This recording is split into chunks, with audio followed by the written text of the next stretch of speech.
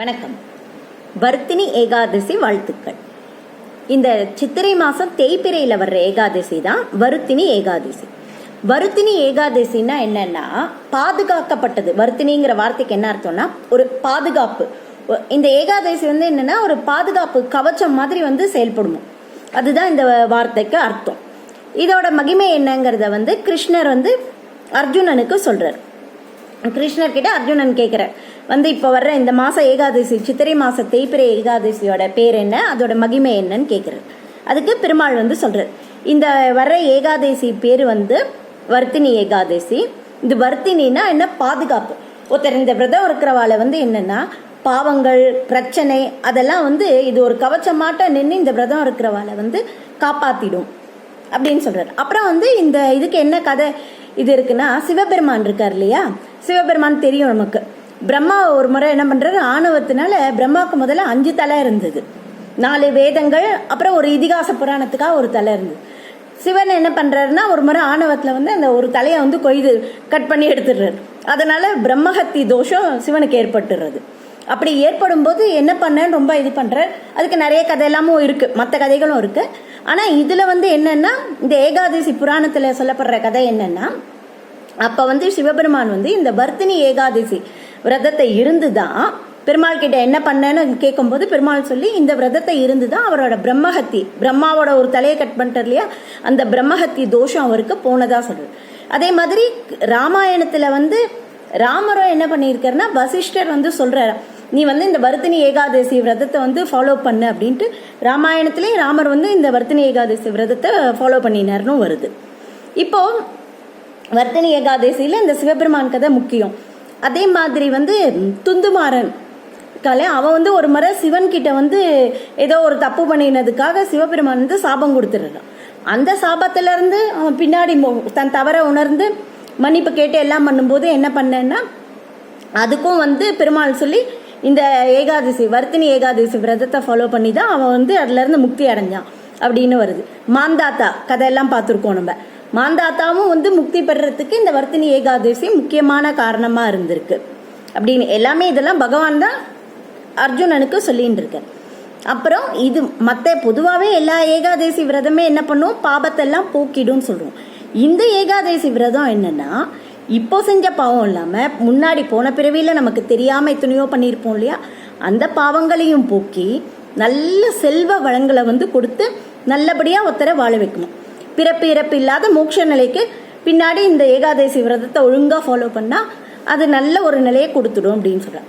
இதுல வழிபடக்கூடிய தெய்வமா என்ன சொல்றாருன்னா, வாமனமூர்த்திய இந்த ஏகாதசி விரதத்தை போது நினைச்சுண்டு நம்ம விரதத்தை இருந்தோம்னா ரொம்ப நல்லது அப்படின்னு சொல்லிட்டு இருக்கா. அப்புறம் முக்கியமானது என்னன்னா, இல்லத்தரசிகள் மற்ற இடலாம் எல்லாரையும் இது பண்ணிட்டு இருக்கா. இவர் கிருஷ்ணரே என்ன சொல்லிடுறாருன்னா, இல்லத்தரசிகளுக்கு இது முக்கியமான ஒரு ஏகாதசின்னு சொல்லிடுறாரு. அதாவது சிலருக்கு என்னன்னா ரொம்ப நல்லா இருப்பா, எல்லா வளங்கள் எல்லாமே அவளுக்கு இருக்கும். ஆனா ஏதோ ஒரு பிரச்சனைகள் கணவனாலேயோ இல்லைன்னா மாமியார் மாமனார் யார் மூலமாவோ இல்லை அவளோட மனநிலையே தனக்கு ஏதோ பிரச்சனைன்னு நினைக்கிற மாதிரி இருந்து ரொம்ப கஷ்டப்பட்டு இருப்பான். அப்படி இருக்கிற ஒரு மாதிரி துர்பாக்கியமான நிலை எனக்கு அப்படின்னு நினைச்சுட்டு இருக்கிறவா இந்த ஏகாதசி விரதத்தை இருந்தானா அவளோட அந்த துர்பாக்கியமான நிலை பாக்கியமான நிலையா மாறிடுமா. அதனால பெண்களுக்கு இந்த ஏகாதசி ரொம்ப முக்கியம்னு சொல்றேன். அதனால நம்ம கண்டிப்பா இந்த ஏகாதசியை ஃபாலோ பண்ணுவோம். மற்ற எல்லாத்த விட இது நமக்கு ரொம்ப முக்கியம். குடும்பத்துல ஒரு நல்ல செல்வ செழிப்பான நிலை, ஒரு பாசிட்டிவ் எனர்ஜியோட பெண்கள் அப்போ இருக்கலாம் அப்படின்னு அவர் சொல்லியிருக்கார். இதுக்கு பலன் ரொம்ப நிறைய சொல்லியிருக்கா. இந்த வர்த்தினி ஏகாதசிக்கு இது எல்லா ஏகாதசியை விட தனித்துவமானது, அற்புதமான பலனை கொடுக்கக்கூடியது எல்லாம் கிருஷ்ணரே சொல்லியிருக்கு. அதாவது குருக்ஷேத்திரத்துல நமக்கு தெரியும் இல்லையா, மகாபாரத போர் நடந்த இடம். அங்க ஒரு சின்ன தானம் பண்ணா கூட அதோட பலன் பயங்கரமா இருக்கும், நிறைய பல மடங்குல இருக்கும்னு சொல்லுவாங்க. அது மாதிரி குருக்ஷேத்திர புண்ணிய பூமியில சூரிய கிரகணத்து போது சொர்ண தானம் செஞ்சோன்னா என்ன பலன் வருமோ அதுக்கு இணையான பலன் இந்த ஏகாதசி விரதம் இருந்தா நமக்கு வரும்னு சொல்றான். அப்புறம் தானங்கள்ல குதிரை தானம் சிறந்ததான். குதிரை தானத்தை விட கஜதானம் ரொம்ப சிறந்ததுன்னு சொல்றான். கஜதானத்தை விட எல் தானம் ரொம்ப சிறந்ததான். எல்லை விட பூமி தானம் சிறந்தது. அப்படி ஒவ்வொரு தானத்தை விட எது எது சிறந்தது அப்படின்னு சொல்லிட்டு வரும்போது கடைசியில் எல் தானத்தெல்லாம் விட சொர்ணம் சிறந்த தானம் சொல்கிறேன். இந்த சொர்ண தானத்தை விடவும் அன்னதானம் மிக சிறந்ததான். அன்னதானம் ஒரே நேரத்தில் தேவர்கள், பித்ருக்கள், மனுஷா 3 பேரையும் சமப்படுத்தும். மற்ற எதை கொடுத்தாலும் யாருமே போதும்னே சொல்ல மாட்டோம். சாப்பாடு மட்டும் ஓரளவுக்கு மேலே யாராலையும் சாப்பிட முடியாது, போறோம்னு சொல்லுவோம். மனுஷனை திருப்திப்படுத்தக்கூடியது அன்னதானம் மட்டும்தான். இந்த அன்னதானம் எப்படி பண்ணினா ஒருத்தருக்கு எவ்வளோ புண்ணியம் கிடைக்குமோ அதுக்கு இணையான புண்ணியம் இந்த வர்த்தினி ஏகாதசி விரதத்தை கரெக்டாக ஃபாலோ பண்ணுறவாளுக்கும் கிடைக்கும்னு சொல்கிறான். அதனால அவ்வளோ சிறந்த இது. ஆனால் இந்த நாளில் நம்மளால முடிஞ்ச அளவு ஏழை கஷ்டப்படுறவாளுக்கெல்லாம் கொஞ்சமாவது ஏதோ ஒரு தானம் கொடுத்தோம்னா ரொம்ப நல்லது. அப்புறம் இது பாதுகாப்பு. முந்தைய பிறவியில் செஞ்ச பாவம் எல்லாத்தையுமே போக்கிடும். பிறப்பு இறப்பு இல்லாத நிலை இருக்குங்கிறா. பல நூற்றாண்டு தவம் செஞ்சால் எவ்வளோ பலன் வருமோ அது இந்த ஏகாதசி விரதம் இருக்கும்போது அந்த பலன் கிடைக்கும்னு சொல்லிடுறான்.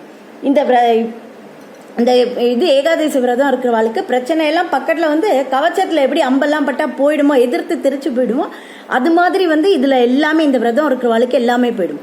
1000 இது பசுமாடு தானம் கண்ணுக்குட்டியோட கொடுக்குற அளவு தானம் இந்த விரதம் இருக்கிறதுக்கு இருக்குன்னு சொல்லியிருக்கான். அப்புறம் இந்த இந்த இதெல்லாம் கரெக்டாக இப்போ ஃபாலோ பண்ணிட்டு நம்ம இருந்தோம்னா இந்த பலன்கள்லாம் கிடைக்கும். இந்த பலன்கள் கிடைக்கிறதோடு இல்லாமல் இந்த கதையை இந்த ஏகாதசி விரதத்தை நம்ம மட்டும் தெரிஞ்சதோடு இல்லாமல் மற்றவாளுக்கு நம்ம சொன்னாலும் இப்போ சொன்ன எல்லா பலனுமே அவளுக்கும் கிடைக்கும். அதனால் நம்ம மட்டும் தெரிஞ்சுன்னு வச்சிடக்கூடாது. யாருக்கா இன்னைக்கு ஏகாதசி விரதம் இருக்கலாம், இன்னைக்கு என்ன இதுதான் ரூல் அப்படின்னு சொல்லி இந்த கதையை பற்றி இதனால என்னென்ன நல்லதுங்கிறத பற்றியும் நம்ம சொல்லணும். இதான் இந்த ஏகாதசியோட மகிமை. நம்ம அடுத்த வீடியோவில் பார்ப்போம். எல்லாரும் கமெண்ட் பண்ணுங்க, ஷேர் பண்ணுங்க, சப்ஸ்கிரைப் பண்ணுங்க. நன்றி, வணக்கம்.